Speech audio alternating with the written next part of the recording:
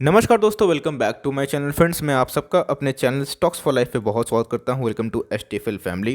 Guys, काफ़ी दिनों से हमें आईआरसीटीसी में कमजोरी और वीकनेस दिखाई पड़ रही है। ये वीकनेस आखिर क्यों? बहुत सारी दोस्तों न्यूज़ आई थी कि रेलवे खुल जाएगा और दोस्तों हमें एक दिवाली के पहले एक चेयरअप देखने को मिलेगा। इनके जो प्रोमोटर्स हैं, उनके दोस्तों ऑफिशियल वेबसाइट में भी यही अनाउंसमेंट थी कि भैया बहुत सारे ऐसे ट्रेन्स खुलने वाले हैं, स्पेशल ट्रेन्स, और क्वार्टर टू में जाके इनके दोस्तों मैनेजमेंट की तरफ से एक खबर थी कि क्वार्टर टू में जाकर रिजल्ट इनके अच्छे आ सकते हैं। लेकिन उसके बावजूद भी इसमें वीकनेस क्यों? तो फ्रेंड्स, मैंने पहले ही बोला था कि न्यूज़ से बिल्कुल दूर रहें, फंडामेंटल खुद ही एनालाइज करें। बिकॉज फ्रेंड्स, बहुत सारे ब्रोकर्स आते हैं और मैनेजमेंट तो हमेशा पॉजिटिव बात करके, यस मैं डिस्क्लेमर दे दूँ, ये मेरे पोर्टफोलियो का स्टॉक है, बहुत ही अच्छा स्टॉक है दोस्तों। तो हमें करना क्या है? बाई, होल्ड या फिर सेल। और हमें दोस्तों अपनी स्ट्रेटेजी खुद बनानी है। बहुत सारे रिटेल इन्वेस्टर दोस्तों इस 1700 में लेकर फंस चुके हैं, ऐसा उनको लगता है। दोस्तों ये क्या फंसे हुए हैं? क्या एवरेजिंग करने का टाइम है? बिकॉज ये स्टॉक क्या धोखा दे सकता है? क्या है फंडामेंटल्स? तो हम क्या करने वाले हैं, हमारी क्या रणनीति होनी चाहिए? और फ्रेंड्स, मैं अल्टीमेट अपना डिसीजन दूंगा कि मैं क्या करने वाला हूं। तो पूरी चर्चा इसी वीडियो में होगी। बिकॉज मैंने दोस्तों लोरस लैब को पहले से रिकमेंडेशन दिया था, आप सबको पता है। अगर आप लोगों ने मेरे चैनल को पहले से देखा होगा, वीडियो को देखी होगी। और फ्रेंड्स, मैं नवीन फ्लोरिन को भी बहुत ही बॉटम से खरीदने की सलाह दी थी और देख सकते हो दोस्तों कितना टूट चुका है लोरस लैब और कितना भाग चुका है नवीन फ्लोरिन। तो हमें खुद ही दोस्तों फंडामेंटल एनालिसिस करनी होती है, हमें किसी और की ज़रूरत नहीं पड़ती अगर हम लोग स्टॉक मार्केट में खुद ही सक्रिय होकर काम करना पसंद करते हैं। तो आज के दिन दोस्तों मैंने एक फार्मा शेयर को कवर किया है जिनके आईपीओ आने वाले नहीं। देखिए फ्रेंड्स, देख सकते हैं बहुत ही दिग्गज स्टॉक है। आई मीन दोस्तों दिग्गज शेयर होने वाला है। इनके अच्छे ग्रे मार्केट प्रीमियम भी चल रहे हैं और आप आराम से इस आईपीओ का फ़ायदा उठा सकते हैं। So without dealing for time, let's begin. As such friends, हमें कोई न्यूज़ अभी तक देखने को नहीं मिली। बात की जाए आईआरसीटीसी की, बहुत ही फ्लैट सा ट्रेड होते हुए हमने को कुछ दिन से देखने को मिल रहा है और बार बार हमें एक लोअर लो की पॉसिबिलिटी दिखाई दे रही थी। कुछ समय पहले ये दोस्तों 1500 का सपोर्ट ले रहा था, उसके बाद 1400 और अब ये आ चुका है 1300। तो क्या इधर से फर्दर डाउन साइड की पॉसिबिलिटी बनती है? क्या ये 1200 1100 जा सकता है? मैं क्या समझता हूँ दोस्तों, तो मैं बताऊंगा। तो आप देख सकते हैं कि आज के दिन फ्लैट सा कारोबार रहा, 1290 इसने अपना बॉटम लगाया। आज के दिन की बात कर रहा हूँ, उसके बाद एक रिकवरी देखने को मिली। 1300 का सपोर्ट लेना बहुत ही अच्छी बात है। और फ्रेंड्स, आज के दिन में हमें 1308 का एक अपसाइड देखने को मिला। 52 वीक लो बहुत ही कम है 774 का, और 52 वीक हाई भाई क्या भर भर के आप देख सकते हैं कि इस टाइम इस लेवल पे फ्रेंड्स बहुत सारे ऐसे मेरे मित्र हैं, मैंने उनको मना किया था कि आप इन्वेस्ट ना करें, ये एक बबल टेरिटरी में जा चुका है। बिकॉज ओवर वैल्यूड उस समय हम लोग को देखने को मिला था और उसके बाद देख सकते हैं कोरोना आ गया तो भाई हमें एक पिटाई देखने को मिली। कोरोना वायरस के टाइम में भी ये 800 के लेवल हम लोग को टच करते हुए देखने को मिला था। उसके बाद दोस्तों एक रिकवरी हम लोग को देखने को मिली 1500 के लेवल तक।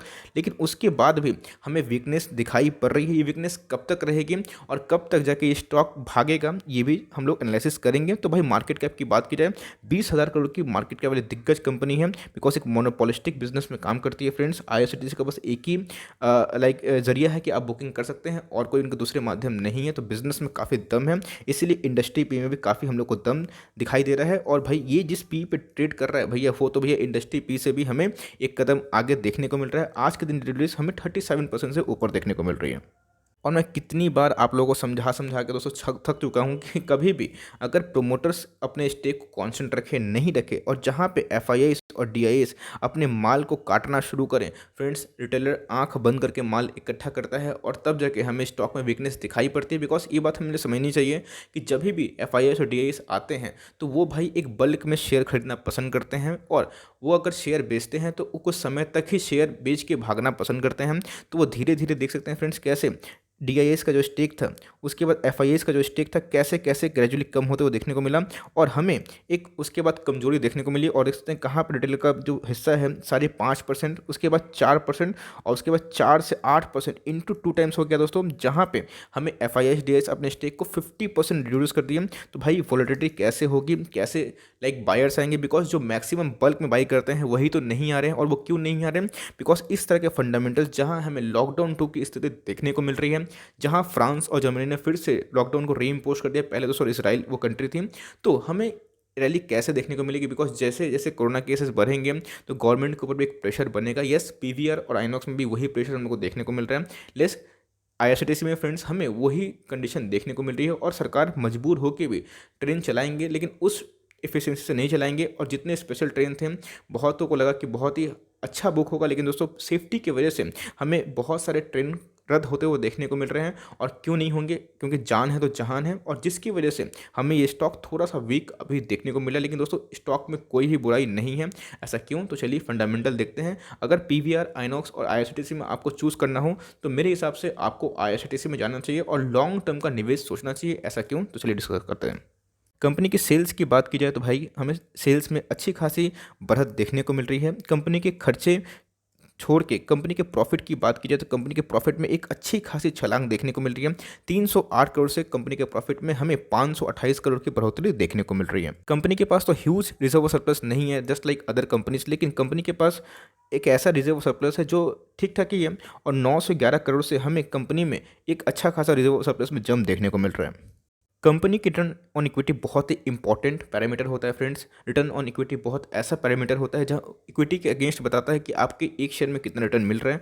28 से ये 40 के लगभग हो चुका है टॉप नॉच। और कंपनी की आरओसी की बात की जाए, रिटर्न ऑन कैपिटल एम्प्लॉयड, ये बहुत इंपॉर्टेंट पैरामीटर होता है। तो भाई उसमें भी हमें 50 प्लस हाफ सेंचुरी से भी ज़्यादा एक बढ़त देखने को मिल रही है जो कमांडेबल है।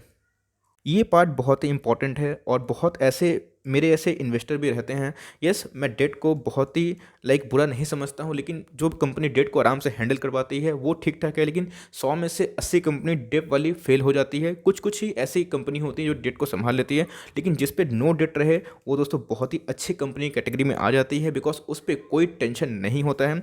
और फ्रेंड्स देख सकते हैं कि हमें कोई भी इस कंपनी पर डेट दिखाई नहीं पड़ रहा है, जो कि इसको और फंडामेंटली मजबूत बना रहा है। कंपनी के सेल्स की बात की जाए तो भाई कंपनी के सेल्स टाइम टाइम बढ़ रहे हैं, बहुत ही अच्छी बात है। मैं इसे बहुत ध्यान देता हूं, बिकॉज मुझे अच्छे से पता है कि अगर कंपनी के सेल्स कंटिन्यू रहें, यस डेट रहा तो कंपनी उसको मैनेज कर सकती है, लेकिन कंपनी पे कोई डेट नहीं है और कंपनी के सेल्स बढ़ेंगे तो प्रॉफिट भी बढ़ेंगे।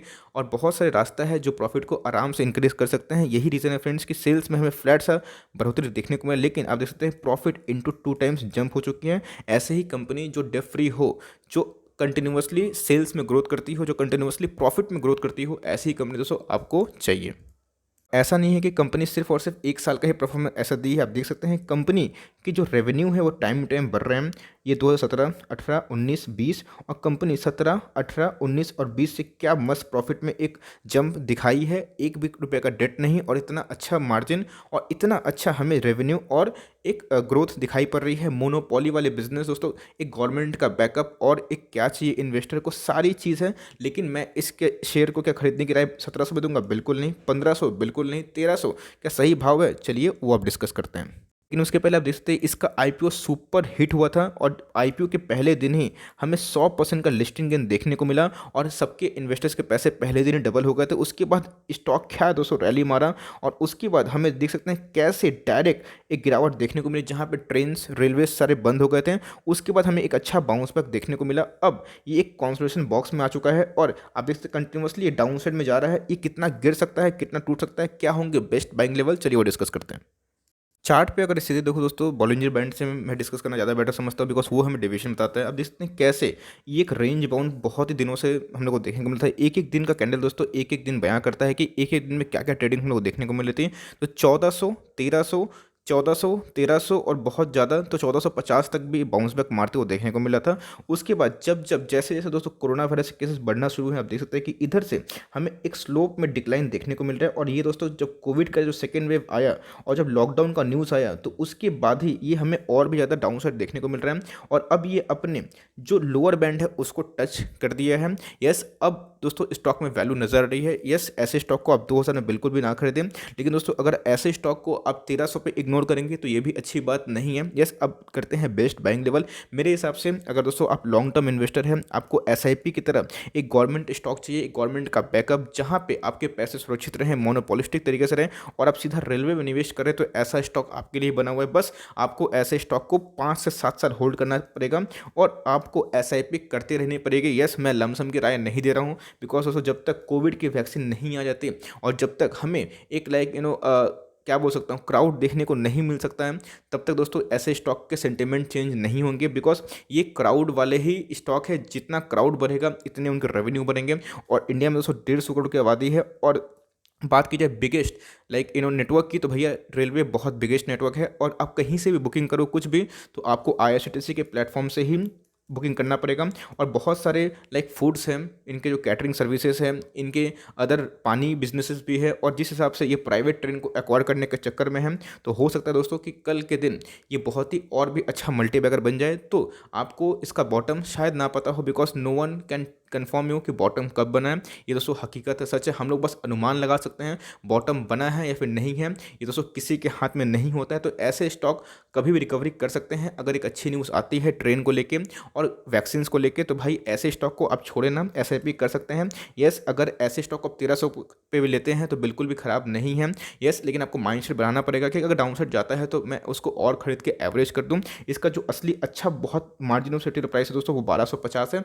अगर आपको इस लेवल पे आए तो आप थोड़ा सा अपने इन्वेस्टमेंट को बढ़ा सकते हैं। और 1200 के नीचे, 1100 के नीचे जिस दिन आ गया फ्रेंड्स, तो मैं अपना एफडी तोड़ के ऐसे स्टॉक पे निवेश कर दूंगा जहां पे मुझे एक सेफ्टी ऑफ मार्जिन के साथ सबसे इंपॉर्टेंट हमें दोस्तों एक अच्छा रिकवरी भी देखने को मिले। और ऐसे स्टॉक ही आपको लाइफ टाइम में मल्टी बैगर रिटर्न्स देते हैं। So for timing there is the end of the video analysis on IRCTC। मैं दोस्तों कीप एंड होल्ड करने वाला हूं और मैं इसको होल्ड ही रखना चाहूँगा 5 से 7 साल के लिए, बिकॉज ये मेरे लॉन्ग पोर्टफोलियो का ऐसा स्टॉक है जिसको मैंने लोअर लेवल से लपका हुआ है और मैं चाहता हूँ कि ये और थोड़ा गिरे, तो मैं उसको और भी एक बल्क इन्वेस्टमेंट करके दोस्तों अपने फ्यूचर के लिए छोड़ दूँ, तब जाके मुझे अच्छे खास रिटर्न देखने को मिले। मेरी एफर्ट आपको अच्छी लगी, मेरी एनालिसिस आपको अच्छी लगी, प्लीज़ दोस्तों लाइक जरूर करिएगा। चैनल फर्स्ट टाइम है सब्सक्राइब कर सकते हैं इस तरह के इन्फॉर्मेटिव वीडियो को सबसे पहले एक्सेस करने के लिए। फर्दर कोई डाउट है प्लीज़ कमेंट बॉक्स में क्वेश्चन ड्रॉप कर सकते हैं, कोई भी स्टॉक का या फिर दोस्तों इस स्टॉक के लिए कुछ डाउट है, I would love to reply. और अभी दोस्तों अभी के लिए bye, thanks for watching friend, God bless you all.